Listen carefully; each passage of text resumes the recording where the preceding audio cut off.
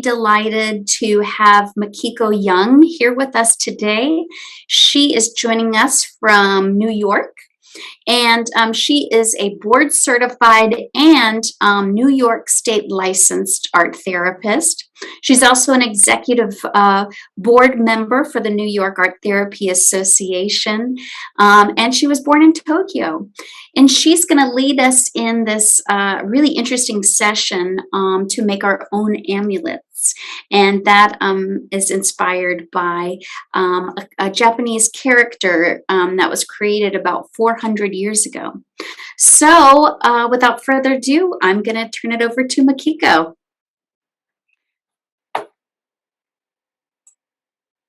Oh, hello, everyone. And first of all, thank you for your participation today, and I really appreciate your interest in this topic. And also, thank you, Kimberly, for inviting me to this talk today.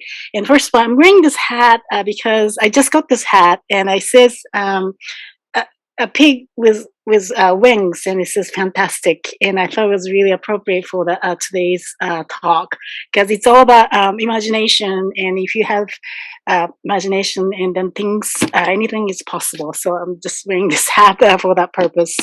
Okay, so I'm going to start this topic today. By the way, can you see this screen? Yes. Yeah.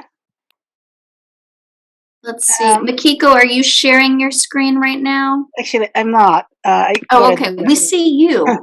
Okay. Sorry about that. Can you see it now? Yes. Yeah, sorry about that. I didn't click on. Yes. So, today's topic is about creating your own amulet to cope with pandemic. And before that, just a little bit about myself. I'm a New York State licensed and board certified art therapist, and I have a MA in health education from Columbia, and also MPS from art therapy from Pratt. And I was a faculty at the New School University in New York, and now I'm on the executive board for New York Art Therapy Association. And I've been offering CEU's lectures about current social justice issues in the context of art therapy. And so that has been my latest calling and teaching. And I'm also own a salt and pepper business, and that's one of the other things I do, and it's called Glam Salt. And for our therapy brand, for our therapy business, it's under artfulwellness.com. And so some of the purposes of this presentation today is that, as you may have heard, there has been a huge rise of violence attacks against Asian people, especially in New York.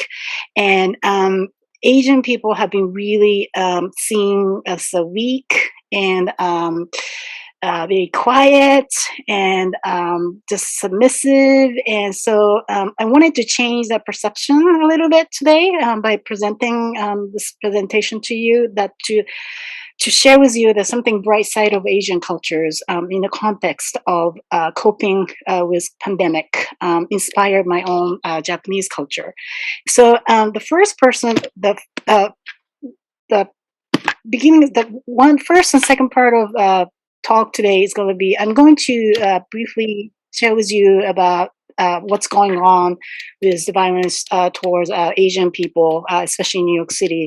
And also, I wanted to show you some slides about the arts response to a pandemic and racism in New York City, and one from LA. And I'm sorry, I don't have anything from the ones from Alabama because I haven't been there yet, but I hope you enjoy. And the second part is about the history of amabie, which is a Japanese healing symbol that came that did a sensational comeback to a Japanese society about 2 years ago when pandemic began. And so I'm going to talk to you about that with a lot of pictures. And the last part will be focusing on experiential, which is about creating your own amulet workshop. And so that's the outline here. Okay, so this talk, I've been doing this lectures, believe it or not, almost a year now, and sadly the pandemic is still going on. But this my CEU lecture has been inspired. Well, I don't know the inspired is the right way to say it, but at the beginning of the pandemic, somebody said to me that I'm infecting their community, especially in front of my child. And my child is part white and part Asian. My ex-husband is white, so she's a biracial child, and my daughter got really upset about it, and her entire body got really frozen when somebody said this statement to me. So that was very upsetting. And also at the same time, I got really introduced to Korean and Chinese dramas, which I wasn't really explored before, through a friend. And so it's my Asian button got really reactivated by this thing. So in a way, a curse became a blessing. So you never know that sometimes chaos brings you something new and something exciting. And so this is how I guess many of us feel like right now. It's a smiley emoji, but it's melting and has this like tired look. And I think this is a great way of describing how we are feeling about pandemic. And it's I think it's really to the point. And I thought it was a nice way to really describe to what's going on. And so, in overview, what COVID brought to us, addition to the rise of Asian hate, was that in general, the murder rate went up by almost 5,000 people more than last year, and more mental health issues more visible. I've noticed that in New York City that I've been seeing more people with mental illness, much more than ever, even before the pandemic. And this is something I noticed. And also, many of the violence against Asians are caused uh, took place by people who are suffering from mental illness. So this is something to think about. Maybe we need to, there's a huge link between the crime and mental health issues, and I think this is something we need more pay attention to. And also, as you have noticed, that there has been huge inflation of food and gas in general. And also, I've also heard that in some states, there's some school lunch issues because they're not getting food because of shortages or delays of getting food. So some children are having a hard time having proper meals 3 times a day. And lastly, is the problem with distribution, just things that taking just so much time to get things in general. And I hope that things will be getting normal near future. And lastly, I heard that surrealism is in the air this year. And this is especially toward there's a big art event in Venice, in Italy. And this year's the 59th Venice Biennale that they're celebrating. And a lot of the theme is about the symbolism in the art. And so a lot of women artists are selected, and they specialize on surrealism art. And surrealism refers to like artists like Dali, Frida Kahlo, a lot of artists who explore the things that are unconscious in their images. And I thought it was a really interesting point that surrealism is back in the air in our world. And I think it has to do with the COVID, because it's really, things are really unknown, and we have, in some ways, that we have time to explore our psyches, unconsciousness. So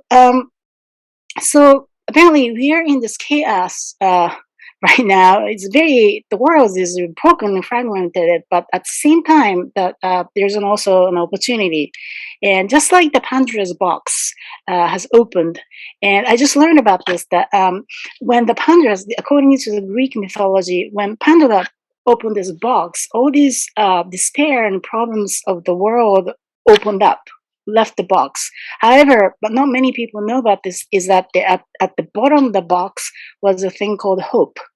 So that's a part of Greek mythology, and this is something that we always need to remember. So wanted to bring that out. And also, there's a nice quote from Leonardo Cohen. He was a Canadian Jewish legendary singer who just passed away. And I found this quote really fits in on what's going on right now.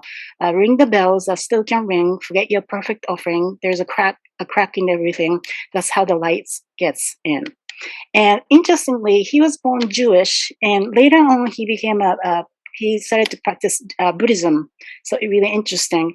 And also Audrey Tang, she's a transgender minister of informational IT of Taiwan, and she's considered to be one of the most genius IT professionals, especially in Asia and the world, because when COVID hit in Taiwan, she quickly developed an app on how to track masks among the pharmacies in Taipei and other parts of Taiwan, so the people in Taiwan can find out where can get their masks right away. So they did a really good job, or she did a really good job tracking, finding them out, and try to prevent the virus as much as they can. So just wanted to point that out. And so now I'm going to talk briefly about the arts responses during the pandemic. And what I noticed about all the visual images that I witnessed in the city was there has been an emergence of art related to a sense of care and empathy. And maybe this is like even an unconscious effort, but even from the city of New York, the ads, the posters from city of New York is adjusting the care and empathy. So, like I mentioned again, that maybe something, we are entering the time to explore our unconsciousness again. So we are living in a very interesting time, and of course the art takes an important role in explore our unconsciousness. So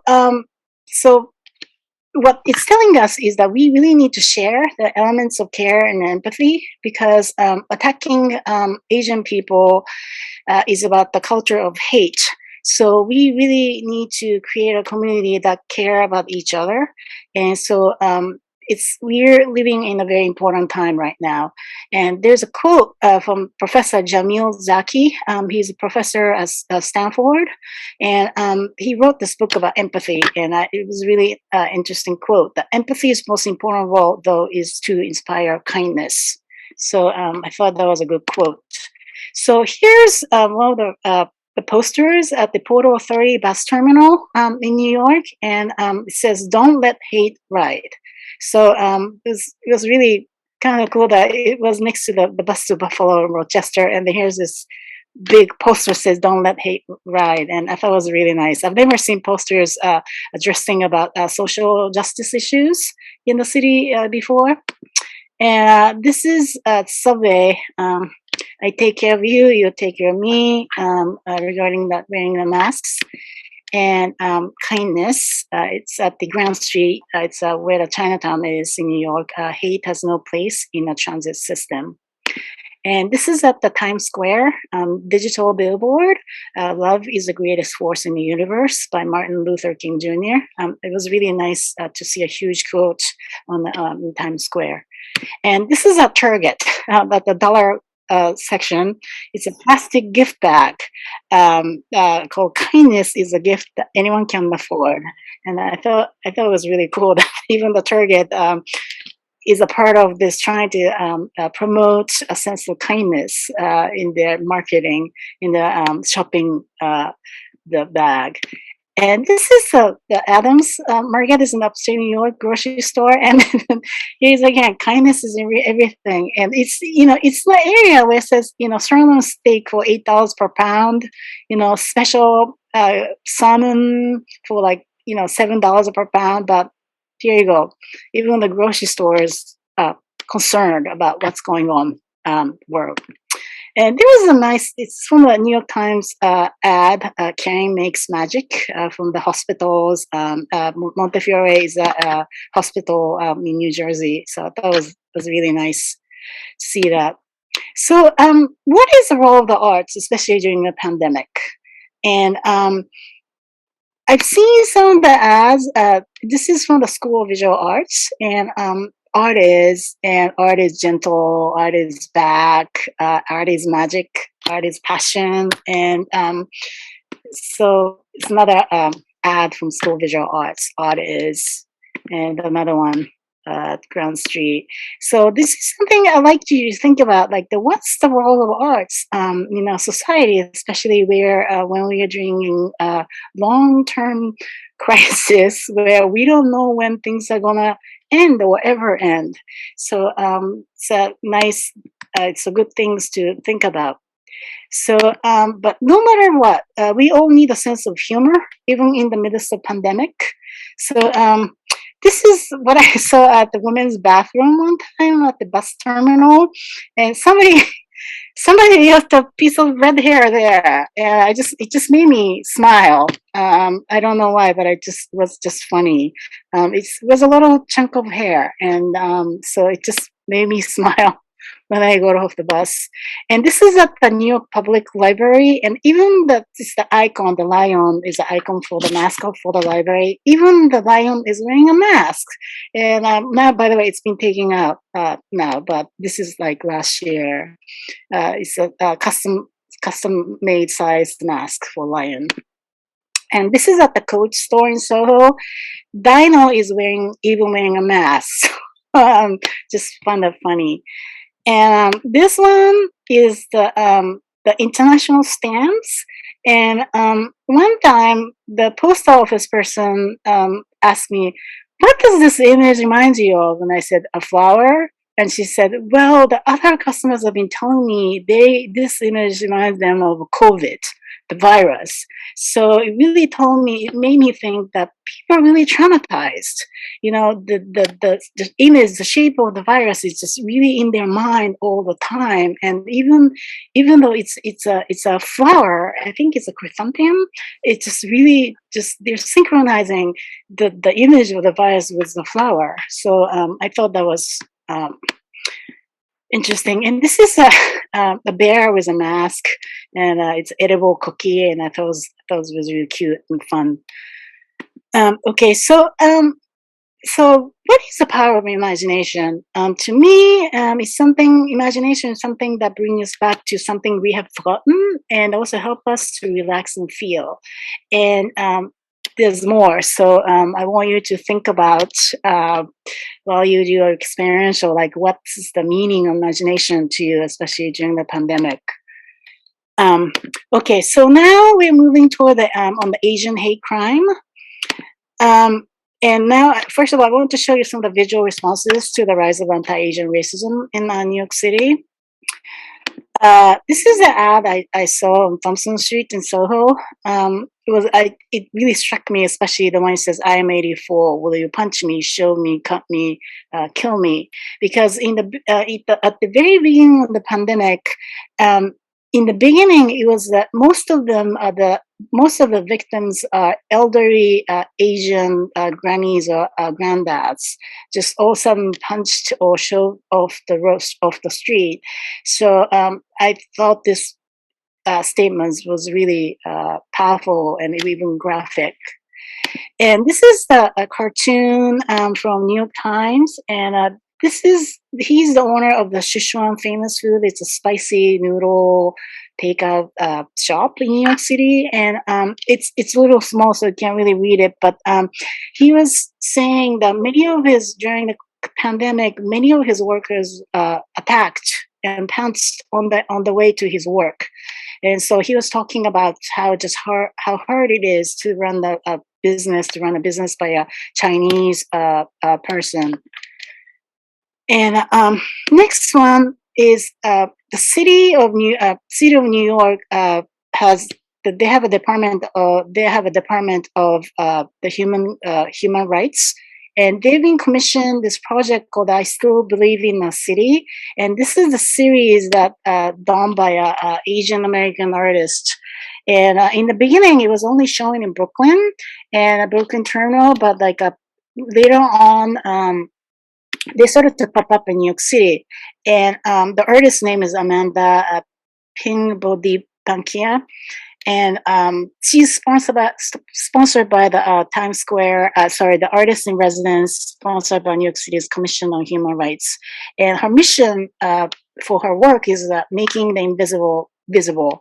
So this is one of the posters that she created. This is another one, Protect Our Elders.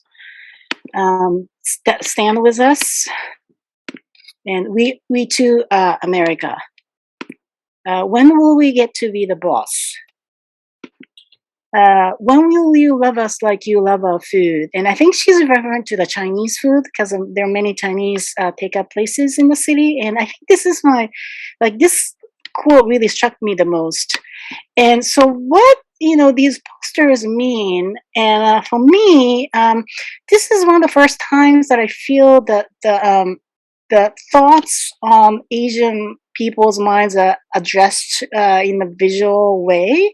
And these images are very bold and colorful, and it's really made me think that all the figures that are presented in her work are very angry. And it's I think oftentimes the Asian people are not seen as angry people, but really quiet and not saying anything, even though anything happened to them.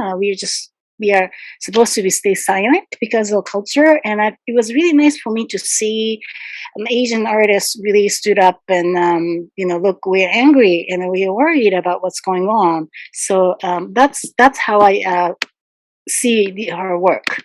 And Chinatown, New York City, this is at the information tourist booth, the posters, Stop Asian Hate. And this is that poster I saw at the bakery in Bowery Street. And, we are built on resilience. We will survive this too. And this is the lantern light up Chinatown project, which I found it really, really beautiful. And it's on Bear Street and throughout Chinatown, New York. And these beautiful lanterns are donations. And I think the second or third generation Chinese American young entrepreneur started to do a GoFundMe funding to put up the lanterns, because traditionally in China, lanterns symbolizes festivities and something happy, something prosperous. And I think before the pandemic, they didn't have these in Chinatown, but I just find them really, really beautiful, and it's really brought up Chinatown. And as you may know, when pandemic hit in New York City, it's been 2 years now. 2 years ago, people stopped coming to Chinatown, so it became like a ghost town because they're afraid that they get a virus from Chinatown. So a lot of places went out of business. So I thought this was a really a nice way to show that, look, we still have a lot to offer. Come visit us again. So it was really nice. And in nighttime, they light up, and it's really beautiful. And the other one, this is by Christie Street, Stop Asian Hate, and this done by this Japanese graffiti artist, Dragon 76. And this is entire family. And what's so sad is that his children were bullied at their schools because they're Asians. And at the same time, his dad is the amazing graffiti work about the social justice issues, and yet his kids are bullied. So it just really made me sad. And this is a mural, Lafayette and Broome Street in Soho on the way to Chinatown. And this is mural work in Chinatown on Moscow Street. And what's my first impression was that this mural work is about respecting indigenous communities, Lenape Indians in New York, and also other non-Asian communities, and the theme is trying to bring people together, regardless of the cultural backgrounds. And this is a close-up. And my first impression of this work was that this woman on the left, I thought she was a Virgin Mary, because I thought she was wearing a veil. But when I did a close look up, she was an Asian American woman.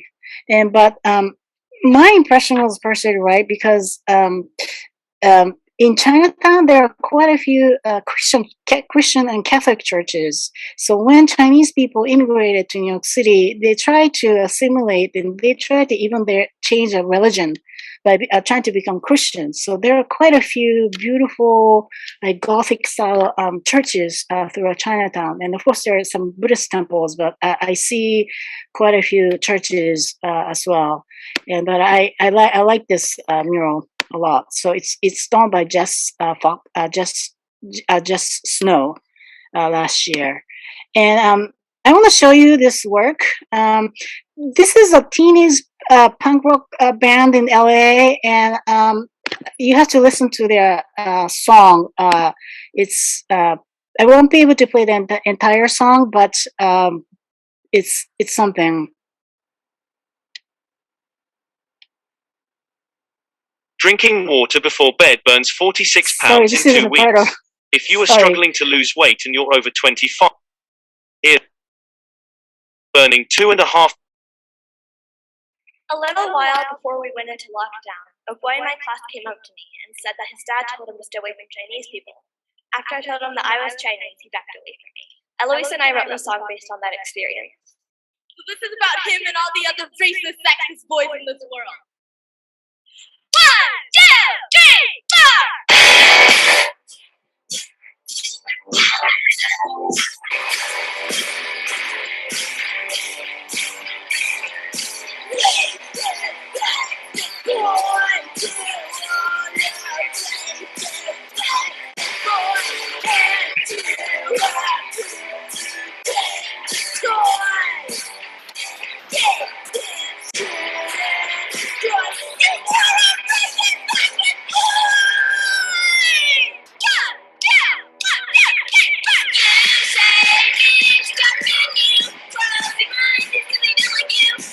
Sorry, I had to stop because of the time. Sorry. So basically, I wanted to show you this band because I think we still need to be a little hopeful about the future generation.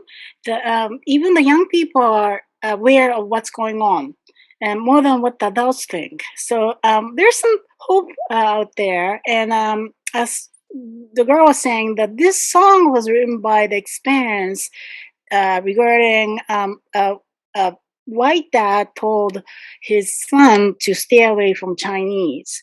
And somehow the girl heard about it, and so she was inspired by that experience, and so that it was called a sexiest racist boy. So I thought it was really inspiring and creative on how addressing yeah. And sorry, we are running running out of time, so I'm sorry, but I have to go really quickly. But the background of the Asian hate crime, as you may know, the anti-Asian racism is not new.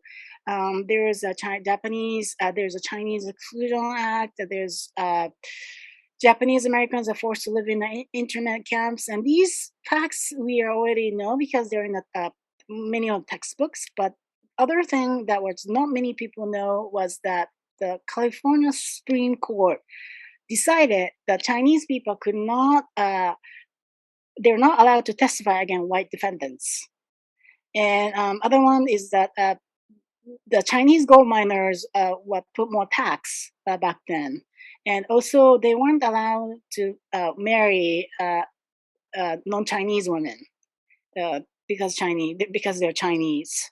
And other one is the APA. The racist history of APA refers to the American Psychiatry Association, and that Dr. Rush is considered to be like the founder of or the father of APA, and yet he came up this term called negritude, referring is that the reason why black people's skins are black is it's an illness like leprosy. So I just really made me think like what was this doctor was thinking. And also Dr. Cartwright, he was he was a student of Dr. Rush, and he came up with this term called drapetomania, meaning that the reason why the black slaves trying to run away from their masters was because they are mentally ill. So America, Psychiatry Association has a long soul searching to do, and they need to work on like what their founders did wrong, and so it's an ongoing dialogue. I believe that they need to take care of. And some facts. It's in New York City. It's probably by now. It's probably a 400 rise in rise of violence against Asian people, and also 70% of Asian American students choose not to go to school. Not only because of the COVID, but because they are afraid of being bullied. And so, why the Asian crime is on the rise? It's because just in general, people are really stressed out, and they wanted to find something to just to get angry at, to bark at. And we also, at the same time, we are seen as like really weak creatures, and that we don't really speak up, even though somebody commit a crime to us. And also, to me, it's also about being uneducated about Asian cultures. And so the latest attacks is at the canal station, is where the main Chinatown is, and there was a Burmese mom who was pushed off the stairs, and later on she died. And her husband was working at this Japanese sushi restaurant, who are my customer, and I actually saw the husband the last time I had a delivery to the restaurant, and the husband looked okay, but they finally find the suspect like a month later, so which is a good thing. But it was so sad to just here a Asian woman was pushed off the stairs all of a sudden, and apparently I think her son witnessed it, and it just really disgusts me, and just really sad. And this is another Grand Street Station is the other Lower East Side part of Chinatown is, and I actually witnessed the incident myself, that there was this homeless guy, very mentally ill. I was kind of behind him, and he looked back and he spit at Asian people, and I missed it, but it was very intentional, and it just happened in seconds, and it was really disgusting and sad. And this is a Japanese grocery store, Sunrise Mart, where I always shop. And I know people who work there because they carry my salts there. And one time, one of the managers were punched in his face, and the blood split all over on the floor because he asked the person to wear a mask, and apparently the person refused. So this guy punched him. And I was talking to a friend who works there, and she was telling me he looked like he was under the influence. But things like this, it just never happened before. So it was surprising and sad. And he has a picture of this guy, a Japanese person. He was on the subway, and all of a sudden, across him, this guy started to punch him for no reason. And so now he's hospitalized, and he's just physically, well, of course, mentally injured as well. So it's another incident. And some examples of racial slurs, Kung Flu, China flu, which former President Trump said it, and it is said that after he said that, it's just all the racial slurs and attacks started to appear more. Chink bitch, this is not your country. And also, I like to point out, "you fucking Asian" is the word that my child was told from her classmate who is a Mexican heritage, and I just kind of find it a little interesting. And my daughter told me that this Mexican child was also the target of racial slurs in the past, and yet she did the same thing to another classmate, same thing. And this really made me wonder, she didn't really have an opportunity to discuss about the incident that happened to her. So that's why she was repeating the same thing to another child, and it just really made me sad that it's too bad that this child didn't really have an opportunity to share what happened. And some of the visual examples of Asian hate. Sorry, I had to skip a little because of the time, but kill all Chinese people, COVID. This is via an NYPD Twitter. Fucking hell, all these video Chinese people eating live bats and frogs are disgusting. Asian flu. This Andrew Yang was he was running for mayor, New York City mayor. He didn't win, but cartoon they're mocking him as a tourist, and yet he's been living in New York City for more than 20 years, and so he was really offended by that. So we're going into the healing amulet part now. It's called amabie. Is this figure? This figure made a prediction 400 years ago, telling folks that if you draw a picture of this figure, they'll be saved from pandemic and poverty and all that. And so 400 years later, it came back to Japanese society like 2 years ago. And this is from the campaign poster from the Ministry of Health in Japan. And even the truck has this the cute amabie, and this is like how people are just came up on tote bags and sweets and on that. And my mom made this amabie origami. This is her version 1. Version 2, so upgraded more.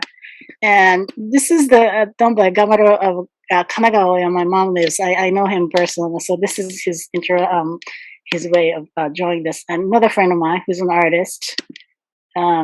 This is another one. And this is mine. And what I noticed about all these figures is that they're all bright. And bright color symbolizes to me like hope. And it's really interesting. And so why coming back 400 years later?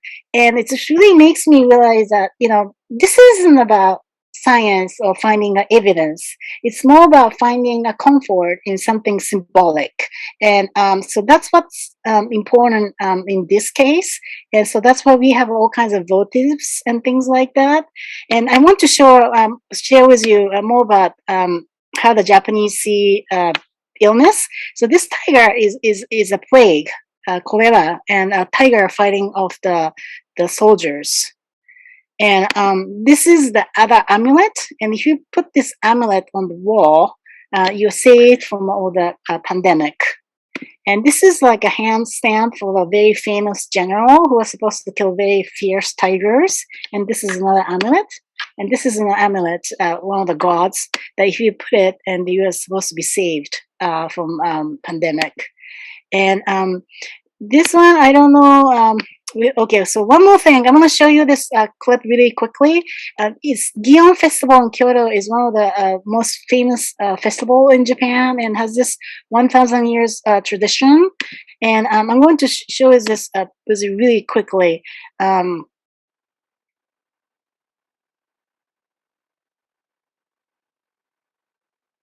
This is your home. This is your family room / gym. The guest bedroom / bed / dog bed. The living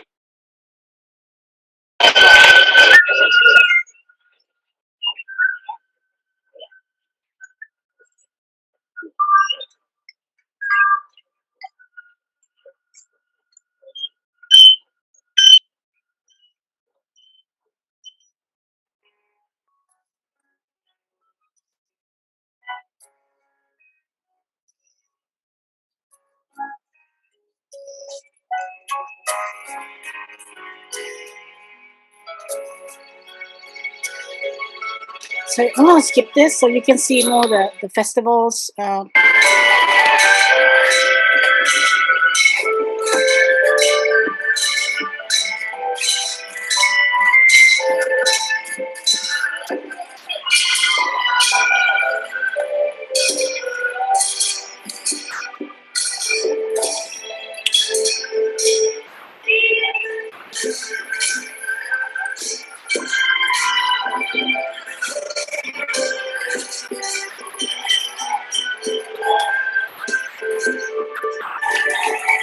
So I'm going to stop this. So this festival was actually, it was an offering to the god to come to calm down the pandemic they're facing 1,000 years ago. So it's very glamorous. I think it's a 3-day long festival celebration in Kyoto. But the meaning behind it was that it was created to calm down the spirits that was causing the plague back then. So it's interesting how the festivals also was a way to cope with pandemic. Okay, so now, what is your own amulet? So I'm sorry, we don't have much time left, but you can either draw the amabie that you just saw, or create your own amulet. And so either way you can do. And we're sorry that we run out of time, but perhaps in 5 minutes or so. So it's going to be a quick drawing, but in 5 minutes, maybe you can do something, and at the end, perhaps we can share. And Danny, could you play some music, please? Absolutely. Yes, and so I'm going to play some Asian music for you to just, this is your Asian lunchtime today, so exposed to different kinds of Asian music. So, and we got about maybe a little over like 5 minutes to draw, and I'm sorry that just we don't have much time for this, but yeah. Makiko, are there any particular things that we should think about as we're creating it, or different elements that we should? Anything comes to your mind. If you want to write something, you can do it. This is an experiential. You won't be graded or anything. This is about what comes in your mind. So it can be just a doodle, writing, anything, or just a color. It's anything you like. Thank you.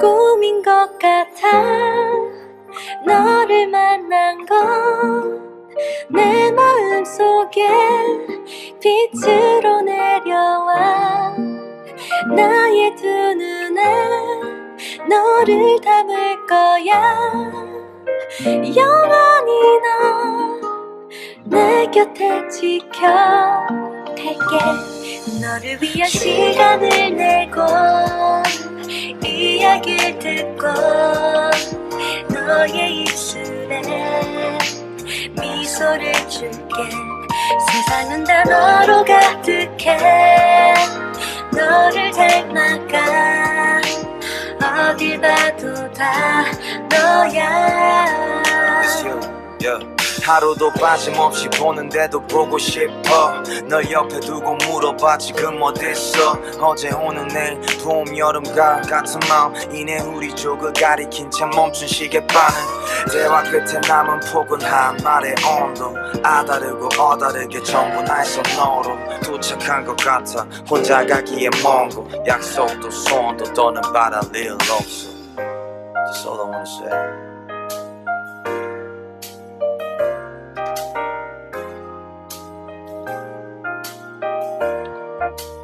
꿈인 것 같아 너를 만난 건 어쩜 우리 둘 예감을 했을까 너의 곁으로 조금씩 다가가 이다른 너 내 품에 있을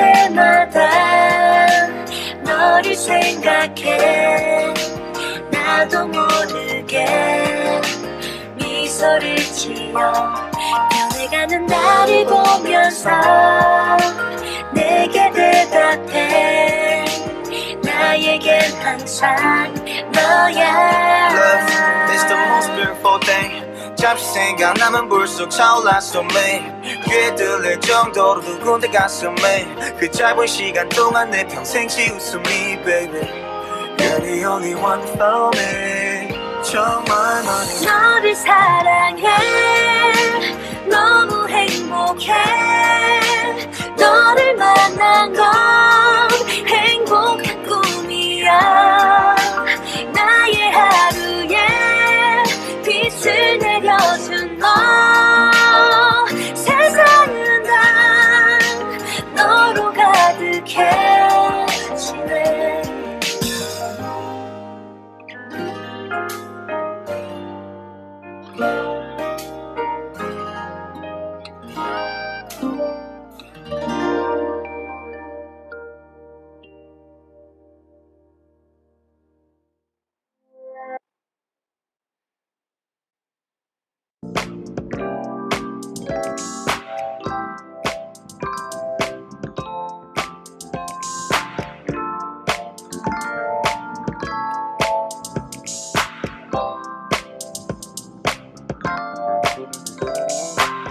도투세 웃겠어요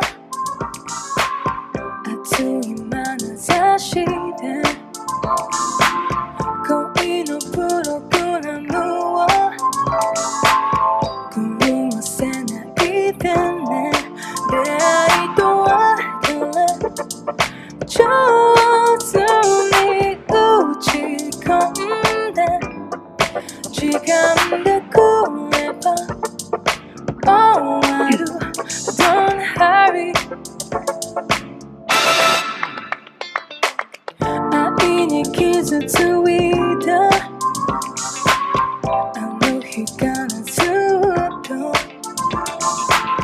He 요는 가겠구나 꿈나시 웃음 좋겠대 하얀 너 디스코 때 어떨리야 가수 우치니 Although at the magnitude 난 너여 I'm sorry 와다시 너게 또 어깨시대 홈기대 이상한 일에 거의 남대도 단오게 애무 단오심에 반 설레게 이노 또다시 밟고 부러워 그 사람 한데 난 돈이 숨어 숨어 고독구나도 못하지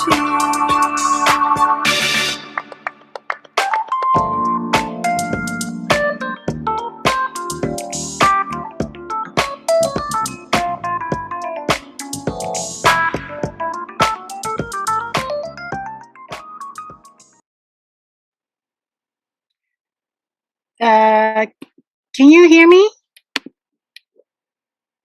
Okay, great. So sorry. So we're gonna stop in a little bit. So please wrap it up.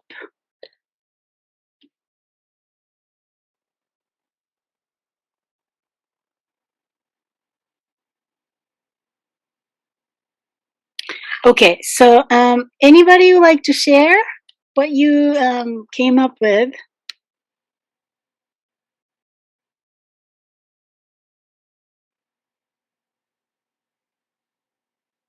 Anybody? I'll share. Okay, so I was kind of going with like trying to. It's kind of busy, but these are like, so I love water, so these are kind of waves, and so but it's like kind of like sea and air. These are birds, and nature and these are just things that bring me joy and comfort. So that's the direction that I went. Yeah, thank you. Something calm and quiet, relaxing. Thank you. Anybody else? I'll go. I tried to reproduce the picture you had on there. She's a little crazy with. Can you see it? Sorry. Yes. Oh wow. Okay. Yes. Wow. Yeah. Yeah. I don't know if I went in the right direction there. She's got some crazy hair, some stars. Yeah. Looks very vibrant. And yeah, all I have is a black pen. I need to get some color to it. Yeah, great. Good. No, even though without colors, I can see it's very bold and vibrant. Yeah. Thank you. Okay, thank you. Thank you, Mama. Anybody else? Okay, me, Dwana.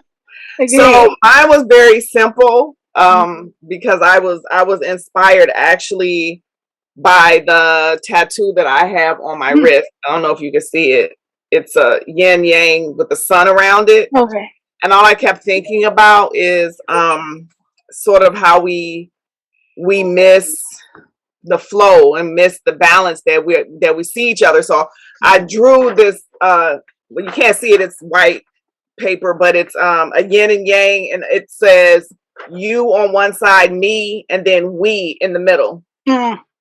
So nice. Because that's what, so I wrote over the, I drew the lines. I don't know how I can make, because it's on white. Yes. Yeah, I see it. Yeah. Yeah. And that's the whole thing of like remembering that we're all connected.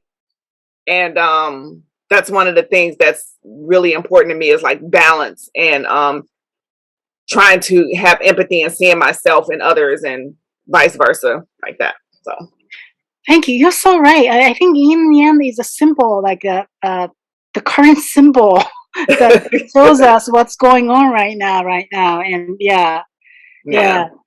Thank you. You're welcome. Anybody else? I got one. Hey. I don't know if you can see it. Let me see. I can see your face. If you can put it up a little. No. Higher? No, it's like no. Lower it a little bit. Right there, it's coming. A little up. A little up, just a little. Up. Yeah. Okay, little. Well, you can't move your body because else it gets messed up. Yeah, right. Okay, yeah. Still. Okay. I'm sorry about that, guys. It's okay. What I did was I made the eyeball a peace sign. Oh yeah. And then I put I imagined bubbles of air inside because bubbles make children happy, but it also reminds us as adults to breathe. Yeah.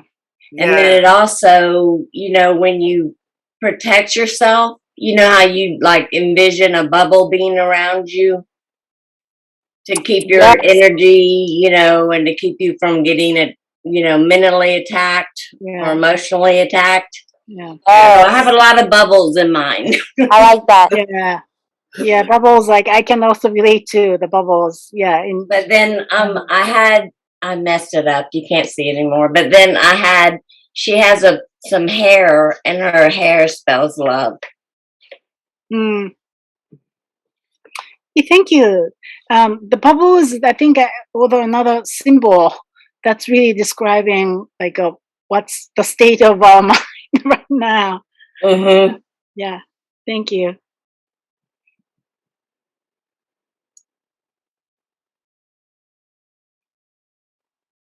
Yes. I can.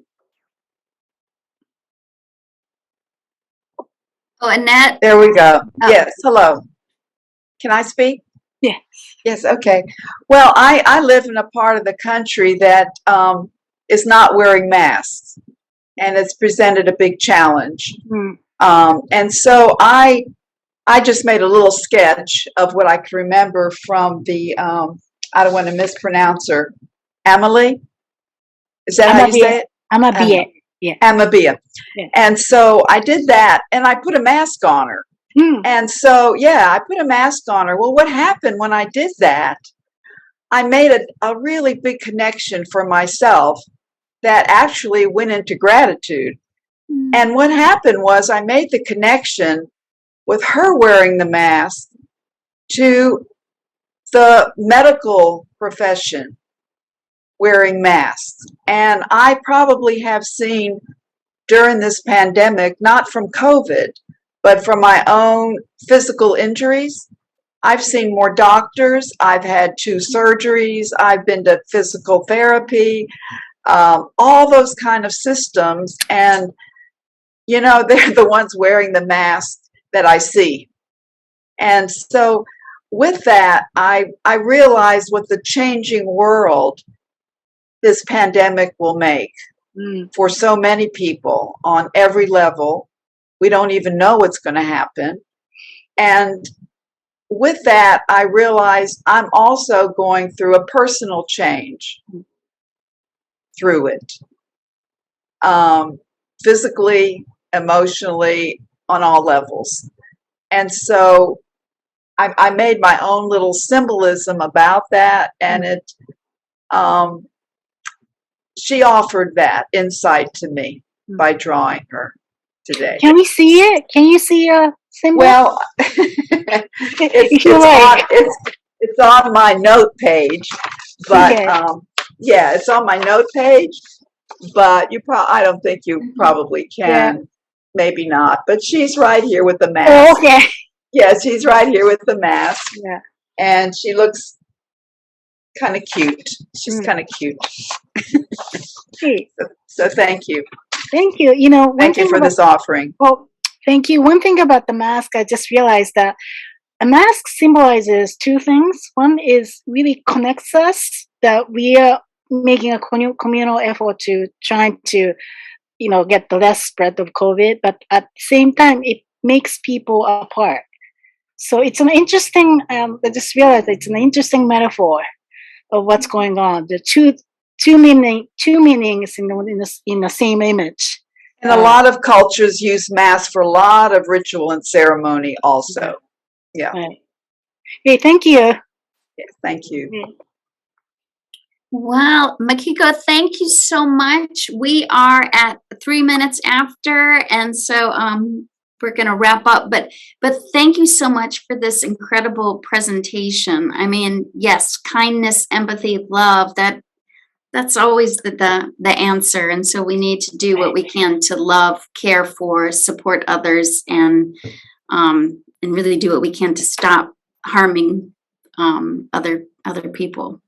And so anyway, so thank you so much, and thanks for everyone for participating. And our next virtual Mental Health Monday will be February the 21st, and we're actually going to have 2 of our artists in residence, Selam and Elizabeth, who have been doing expressive writing work with people with recently acquired spinal cord injuries. And so they're going to be here along with a couple of those participants and just share their experiences around that, but also just provide some prompts for expressive writing. So again, Makiko, thank you so much. This was really wonderful.